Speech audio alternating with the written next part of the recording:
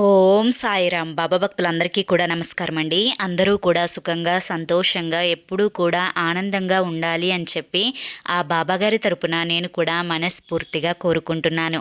ఈరోజు బాబాగారు అందించే సందేశం ఏంటి అంటే కనుక, తల్లి, ఈ గురువారంలోగా ఒక వ్యక్తి నిన్ను వెతుక్కుంటూ వస్తారు. అశ్రద్ధ చేయకు, వెంటనే అదెవరో తెలుసుకోమ్మా, నీ కోసమే ఒక శుభవార్తను తీసుకొస్తారు అని చెప్పి ఏదో ఒక తెలియని సందేశాన్ని ఈరోజు బాబాగారు మనకి అందించాలి అనుకుంటున్నారండి. మరి సందేశం ఏంటో తెలుసుకునే ముందు మొదటిగా ఎవరికైతే బాబాగారు అంటే నమ్మకం ఉంటుందో వారందరూ కూడా ఈ వీడియోకి ఒక చిన్న లైక్ ఇవ్వండి. అంతేకాకుండా కింద కామెంట్ సెక్షన్లో ప్రతి ఒక్కరూ కూడా ఓం సాయిరామ్ అని చెప్పి కామెంట్ చేయడం మాత్రం అస్సలు మర్చిపోవద్దు. ఇక చాలామంది కూడా గురువుగారి గురించి అడుగుతున్నారండి. వారి కోసం శ్రీ షిరిడి సాయిబాబా ఆశీస్సులతో జ్యోతిష్యం చెప్పబడును. గురూజీ శివరామరాజు గారు. Phone number 9959422552. మీరు ఇప్పటి వరకు ఎన్నో చోట్ల జ్యోతిష్యం అనేది చెప్పించుకొని విసిగిపోయి ఉంటారు. కానీ ఒక్కసారి నమ్మకంతో ఈ గురువు గారిని కాంటాక్ట్ అవ్వండి. మీ సమస్యలు ఏవైనా కానివ్వండి, ప్రేమ, పెళ్ళి, ఉద్యోగం, రాజకీయం, సంతానం లేక ఇబ్బంది పడుతున్నా కానీ, భార్యాభర్తల మధ్య గొడవలున్నా కానీ, అప్పుల సమస్యలున్నా కానీ, ఇలా ఎటువంటి సమస్యకైనా కానీ గురువుగారు పూజలు చేసి ఆ సమస్యకు తగిన పరిష్కారాన్ని చూపిస్తారు. గురువుగారు చెప్పింది చెప్పినట్లు 100% జరుగుతుంది. మీకున్న ఎటువంటి సమస్యకైనా కానీ గురువుగారి దగ్గర చక్కటి పరిష్కారం ఉంటుంది. తప్పకుండా కాంటాక్ట్ అవ్వండి. ఇక బాబాగారి యొక్క సందేశం విషయానికి వస్తే కనుక, తల్లి, గురువారంలోగా ఒక వ్యక్తి నిన్ను కలుస్తారు, అశ్రద్ధ చేయకు అని చెప్పి చెప్తున్నారు అంటే ఖచ్చితంగా ఆ వ్యక్తి ఎవరో మనకి తెలియాల్సిందే. అదేవిధంగా అది తెలుసుకోవాలి అనుకుంటే ఈ చిన్న కథ వినాల్సిందే. బిడ్డ, ప్రతి ఒక్కరూ కూడా జీవితంలో చాలా సంతోషంగా ఉండాలి, ఆనందంగా ఉండాలి అని చెప్పి అనుకుంటూ ఉంటారు. కానీ వారి యొక్క సంతోషానికి, ఆనందానికి ఎవరో ఒకరు లేదా ఏదో ఒక కర్మ అనేది అడ్డం వచ్చి ఆ సంతోషాన్ని దూరం చేసి వారి యొక్క జీవితాలలో బాధని మాత్రమే మిగులుస్తుంది. మరి అటువంటి బాధని దూరం చేసుకోవాలి అని చెప్పి ప్రతి ఒక్క మనిషి కూడా అనుకుంటూ ఉంటాడు. అసలు జీవితం అంటే ఎన్నో పాఠాలను నేర్పిస్తుంది కదమ్మా.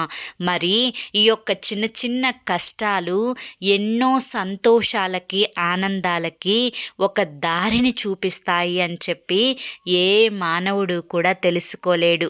చేసే పాపపుణ్యాలు, కర్మఫలాలు ఇవన్నీ కూడా మన యొక్క దుఃఖం, ఆనందం మీద ఆధారపడి ఉంటాయి. అయితే నేను ఇప్పుడు చెప్తున్న ప్రతి మాట నీకు అర్థం కావాలి అంటే, అసలు నీ జీవితంలో ఏం జరుగుతుందో నీకు పూర్తిగా తెలియాలి అంటే ఇది జాగ్రత్తగా తెలుసుకో. ఒక అబ్బాయి చక్కగా కూర్చొని అన్నం తింటూ ఉన్నాడు. అన్నం తినే టైంలో ఆ అబ్బాయి యొక్క గర్ల్ ఫ్రెండ్ ఫోన్ చేస్తుంది. ఫోన్ చేసి అది కూడా రాత్రి సమయంలో 10:45 ఫోన్ చేస్తుంది. ఫోన్ చేసి అర్జెంటుగా ఎక్కడున్నా కానీ నువ్వు నేనున్న ప్లేస్కి రా అని చెప్పి లొకేషన్ కూడా పంపిస్తుంది. అప్పుడు ఆ అబ్బాయి తింటున్న పళ్ళెంలో చేయి కడిగేసుకొని వెంటనే ఆ అమ్మాయి కోసం పరుగున బండిని స్టార్ట్ చేసుకొని వెళ్ళిపోతాడు. ఇక ఆ అబ్బాయి వెళ్ళిన మరు సెకండ్ నుంచి ఇంట్లో అమ్మ, నాన్న, అక్క అందరూ కూడా ఏమనుకుంటారు, వీడికి ఏంటో పిచ్చి పట్టింది, ఆ అమ్మాయి ఫోన్ చేస్తే వెంటనే టైం ఎంత అయిందా అని కూడా చూసుకోకుండా తినే పళ్ళెంలో చేయి కడుక్కొని వెళ్ళిపోతున్నాడు. సంవత్సరం నుంచి వీడిలో తేడాని చూస్తూనే ఉన్నాను. ఆ అమ్మాయి మా వాడికి దరిద్రం పట్టినట్లుగా పట్టింది. ఆ అమ్మాయి పరిచయం అయిన తర్వాత వీడు అసలు పూర్తిగా ఏం చేస్తున్నాడో కూడా అర్థం కాకుండా చేసేస్తున్నాడు అని చెప్పి ప్రతి ఒక్కరూ కూడా ఆ ఇంట్లో సభ్యులు అనుకొని ఆ అమ్మాయిని రాంగ్ చేసి మాట్లాడతారు. అవును కదా తల్లి. బిడ్డ, ఇదెందుకు చెప్తున్నారు బాబా అని చెప్పి నీకు తెలియాలి అంటే నువ్వు పూర్తిగా వింటేనే తెలుస్తుంది. తరువాత ఒక స్నేహితుడు ఒక అబ్బాయికి, అంటే చిన్ననాటి నుండి ఇద్దరు కూడా స్నేహితులే అన్నమాట. చిన్ననాటి నుంచి ఇద్దరు కలిసే తిరిగారు, ఒకే స్కూల్కి వెళ్ళారు, చక్కగా కలిసే ఆడుకునేవారు. ఇద్దరూ కూడా ఒక వయసుకు వచ్చిన తర్వాత ఇద్దరికి కూడా పెళ్ళిళ్ళు అయిపోయాయి. అయితే ఒకరోజు ఒక ఫ్రెండ్ వాళ్ళ ఆవిడ, అంటే ఆ ఇద్దరిలో ఒక అబ్బాయి వాళ్ళ ఆవిడ వచ్చి ఆ అబ్బాయిని ఇష్టం వచ్చినట్లుగా తిట్టేసేసి వెళ్ళిపోతుందన్నమాట. అప్పుడు అంటే వాడి యొక్క భార్యే అతన్ని తిట్టేసి వెళ్ళిపోతుంది. అప్పుడు పక్కనున్న స్నేహితుడు, అరే ఇలాంటి అమ్మాయిని ఎలా చేసుకున్నావురా నువ్వు, ఆ అమ్మాయి ఏంటి అసలు, పక్కన ఎవరున్నారు ఏంటి అని చూసుకోకుండా నిన్ను ఆ రకాన నోరు పారేసుకొని వెళ్ళిపోతుంది, ఏం పిల్లరా అసలు, నీ కర్మేంటిరా ఇలా కాలిపోయింది, ఇటువంటి అమ్మాయినా నువ్వు పెళ్లి చేసుకుంది, మేమింకా ఏదో అనుకున్నాము, నువ్వు మాత్రం నీ భార్య విషయంలో ఖచ్చితంగా దురదృష్టవంతుడివేరా, సాయంత్రం మందు తాగుదాంరా, నీ యొక్క బాధ కొంచెమైనా కానీ తగ్గుతుంది అని చెప్పి ఆ అబ్బాయితో, అంటే తన యొక్క స్నేహితుడితోటి చెప్తాడనమాట. అప్పుడు ఆ స్నేహితుడు ఏమని ఆలోచిస్తాడు, అవును నిజంగానే నా కర్మ ఇలా తగలబడబట్టే నాకు ఇటువంటి భార్య దొరికింది, నన్ను ఎప్పుడు కూడా ఏదో ఒక రకంగా అరుస్తూనే ఉంటుంది, పదే పదే ఫోన్లు చేసి టార్చర్ చేస్తూ ఉంటుంది, నన్ను ప్రశాంతంగా బయటకు వెళ్ళి కాసేపు కూడా గడపనివ్వదు, తను ఎప్పుడు కూడా నాతోనే ఉండు అని చెప్పి ఒక రకమైన టార్చర్ అనేది ఒక సైకోలాగా చేస్తుంది అని చెప్పి ఇంకాస్త 4 మాటలు భార్య గురించి తన చిన్ననాటి స్నేహితుడితో చెప్పడం మొదలు పెడతాడు.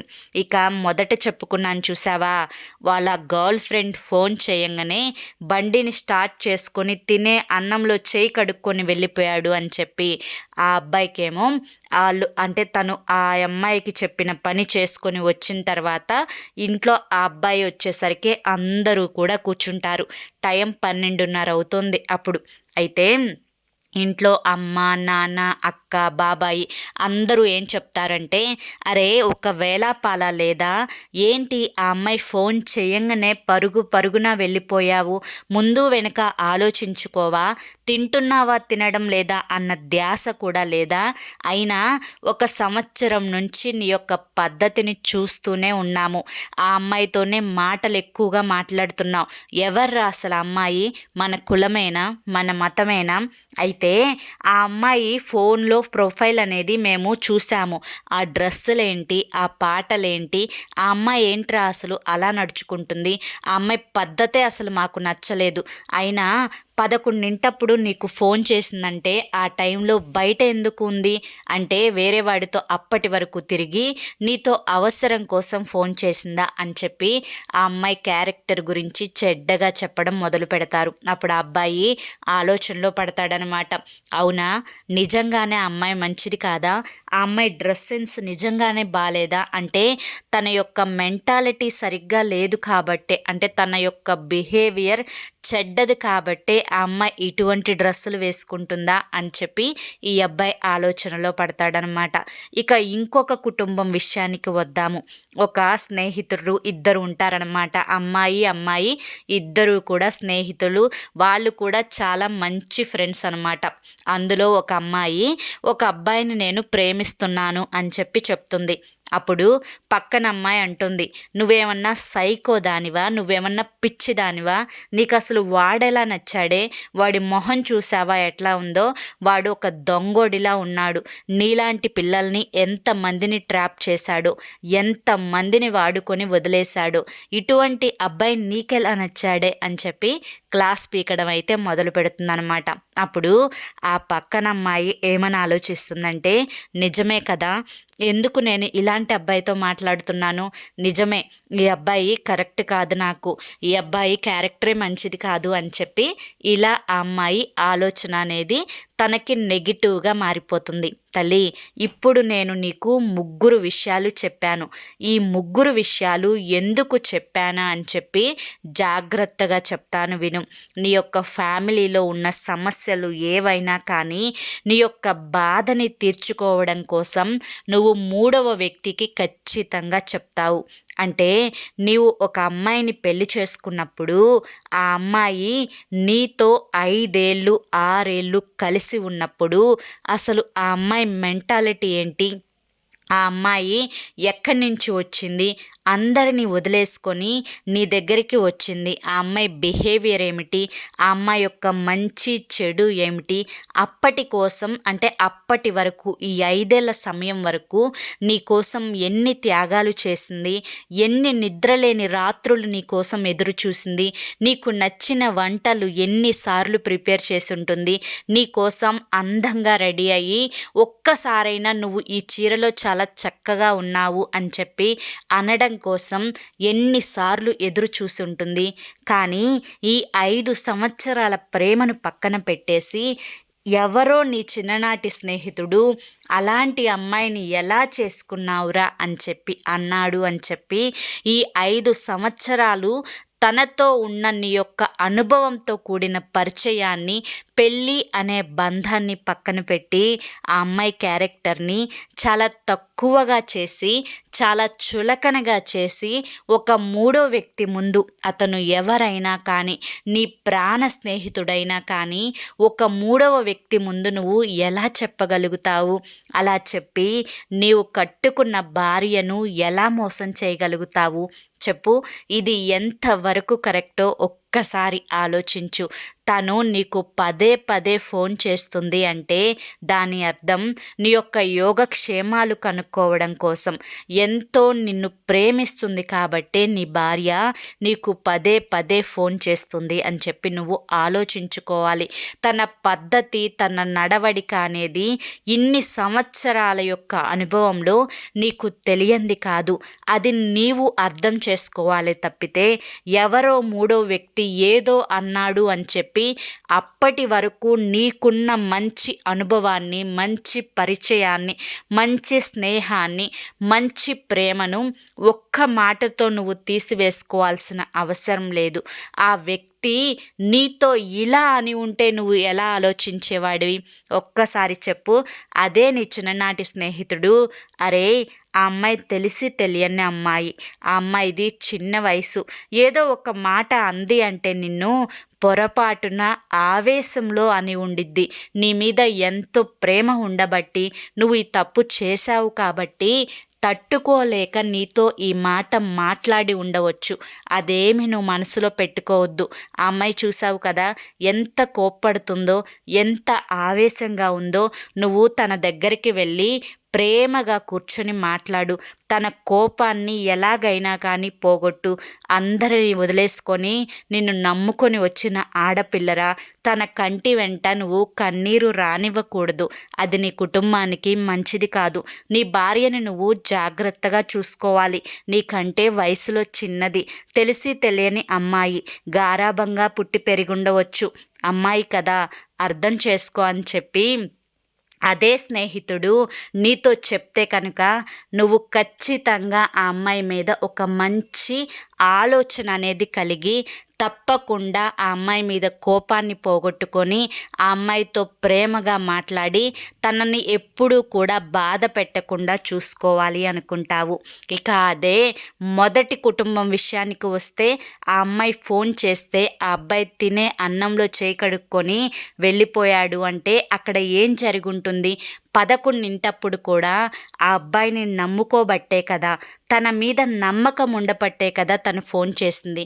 అప్పుడు ఇంట్లో వాళ్ళు, అరే ఆ టైంలో కూడా నీ గురించి ఆలోచించి నీ మీద ఎటువంటి భయాలు అపోహలు పెట్టుకోకుండా నువ్వంటే ఎంతో నమ్మకం ఉండబట్టే కదా నీకు ఫోన్ చేసింది. అటువంటి అమ్మాయిని నువ్వు మిస్ చేసుకోకూడదు అని చెప్పి ఆ కుటుంబంలో అందరూ కనుక చెప్తే, అవును నేను మంచి అమ్మాయిని సెలెక్ట్ చేసుకున్నాను అని చెప్పి ఆ అబ్బాయి కూడా ఒక మంచి ఫీలింగ్లో ఉంటాడనమాట. అంటే ఇదంతా నీకు ఎందుకు చెప్పాను అంటే, బిడ్డ ప్రతి ఒక్కరి కథలో అంటే ఎవరి జీవితాలలో వారు ఒక హీరో అవుతారు, ఒక హీరోయిన్ అవుతారు. కానీ పక్కవాడి జీవితాలలో ప్రతి ఒక్కరూ కూడా ఒక మూడవ వ్యక్తిగానే ఉంటాడు. ఆ మూడవ వ్యక్తిని చూడగానే వీరు ఎప్పుడూ కూడా ఎవరైనా కానీ భయపడకూడదు. ఒకరిని సినిమా హాల్లో చూసినప్పుడు అమ్మో వీడు చూశాడు, 1కి 4 తాటాకులు కల్పించి ఊరంతా కూడా చెప్పి నన్ను బజార్న పెడతాడు అనే ఆలోచనతో వాడికి నువ్వు కనిపించకుండా చాటున అంటే మొహం చాటేసుకొని పక్కకి వెళ్ళిపోతావు. అలా ఎప్పుడూ కూడా మూడవ వ్యక్తి ఉండకూడదు తల్లి. మరొకరి జీవితాలలో నువ్వు కూడా ఒక మూడవ వ్యక్తివే కదా. ఆ మూడవ వ్యక్తి ఎలా ఉండాలి అంటే ఎదుటి వారి యొక్క జీవితాలను నిలబెట్టేలా ఉండాలి. ఎదుటి వారి యొక్క ఆలోచనలను సక్రమమైన మార్గంలో పెట్టే రకంగా ఉండాలి. ఎదుటి వారికి ఒక పాజిటివ్ వైబ్ని కలిగించేలా ఉండాలి. ఎదుటి వారికి ఏదైనా పని చేయాలి అనిపించినప్పుడు ఆ పనిలో ఆసక్తిని కలిగించి అది 100% సక్సెస్ అయ్యేలా చూసేటట్లుగా తన యొక్క మాట తీరు ఉండాలి. బిడ్డ, ఎప్పుడైనా కానీ ఒక మనిషిని ప్రభావితం చేయాలి అంటే వారి యొక్క మాటలు, ఎదుటి వారి యొక్క మాటలు అనేవి ఆ మనిషి మీద చాలా చాలా పని చేస్తాయి అని గుర్తుంచుకో. నువ్వు మరొకరి జీవితాలలో మూడో వ్యక్తివి అయ్యే ఉంటావు. ఆ మూడో వ్యక్తి దగ్గరికి వస్తుంటే ఒక పాజిటివ్ వైబ్ రావాలి. మనసులో ఏది ఉన్నా కానీ ఆ మూడో వ్యక్తికి చెప్పుకునేలా ఉండాలి. ఏదైనా కానీ అతనికి చెప్తే నేను చాలా సేఫ్, అతను నాకు ఖచ్చితంగా ఒక మంచి సలహానే ఇస్తాడు, అతని మనసులో ఎటువంటి కుట్రాలు, కోపాలు, ఎటువంటి దుర్మార్గమైన ఆలోచనలు ఉండవు అని చెప్పి ఒక పాజిటివ్ ఇంప్రెషన్ అనేది అతని మీద ఖచ్చితంగా ఉండాలి. అటువంటి మూడో వ్యక్తి నీ జీవితంలో ఉండాలి అంటే కనుక నువ్వు వేరొకరి జీవితంలో మూడవ వ్యక్తిగా ఇలాంటి బుద్ధులతోనే ఉండాలి అని నువ్వు గుర్తుంచుకోవాలి. బిడ్డ, ఇదంతా కూడా ఎందుకు చెప్పాను అంటే అసలు వేరే వ్యక్తి నీతో ఎలా ప్రవర్తిస్తున్నాడు, వేరే వ్యక్తి మాటలు నీ పట్ల ఎలా ప్రభావితం చూపిస్తున్నాయి అని చెప్పి నీకు ఇప్పటికే పూర్తిగా అర్థమై ఉండాలి. అంటే నీ యొక్క స్నేహితుడు నీ యొక్క కుటుంబం విషయంలో ఏ రకంగా ప్రవర్తిస్తున్నాడు, మంచిగా చెప్తున్నాడా? నీ భార్య ఎప్పుడైనా కానీ నీతో గొడవ పడుతుంది అంటే నీ భార్య గురించి ఎలా మాట్లాడుతున్నాడు? మంచిగా మాట్లాడుతున్నాడా? తెలిసి తెలియని అమ్మాయిరా అని చెప్పి వెనకేసుకొని వస్తున్నాడా? అలాంటి దానివి ఎలా చేసుకున్నావురా అని చెప్పి అంటున్నాడా? ఇలా ఈ మాటలను బట్టి అతనితో నీ స్నేహం అనేది ఎంతవరకు కరెక్ట్, ఎంతవరకు నువ్వు మంచి స్నేహితుడిని ఎంచుకున్నావు అనే దాని మీద ఆధారపడి ఉంటుంది. కనుక నీ జీవితంలో మూడవ వ్యక్తి అనేది ఖచ్చితంగా నీకు పాజిటివ్గా ఉన్న వ్యక్తినే నువ్వు ఎంచుకోవాలి. అదేవిధంగా వేరొకరి జీవితంలో నువ్వు మూడవ వ్యక్తిగా ఒక పాజిటివ్గా ఉన్న వ్యక్తిగానే వెళ్ళాలి. ఇదంతా కూడా తెలుసుకున్నావు అంటే కనుక నీ జీవితంలో వేరొకరి జీవితంలో నువ్వు మంచి ఎంత చేస్తావో నీ జీవితంలో ఒక మూడో వ్యక్తి అంత మంచి చేస్తాడు అని చెప్పి గుర్తుంచుకో. నీకోసం ఎప్పుడూ కూడా ఏదో ఒక శుభవార్త అనేది ఎదురు చూస్తూనే ఉంటుందమ్మా. ఎందుకో తెలుసా? అన్నింటికీ కూడా కర్మఫలాలే కారణమవుతాయి. ఎదుటి వారి జీవితం ఆనందంగా ఉండాలి అని చెప్పి నువ్వు చెప్పే ప్రతి మాట నీ జీవితాన్ని 100 రెట్లు ఆనందంగా మారుస్తుంది అని చెప్పి గుర్తుంచుకో. ఇదంతా కూడా ఎందుకు చెప్పాను అని చెప్పి ఇప్పటికే నీకు పూర్తి అవగాహన వచ్చి ఉంటుంది. కనుక నా మాటలు వేటిని కూడా నిర్లక్ష్యం చేయకుండా నీ జీవితంలో ఆ అద్భుతమైన మూడవ వ్యక్తిని ఎలా ఆహ్వానించాలో కూడా నీకు ఇప్పటికే అర్థమై ఉంటుంది.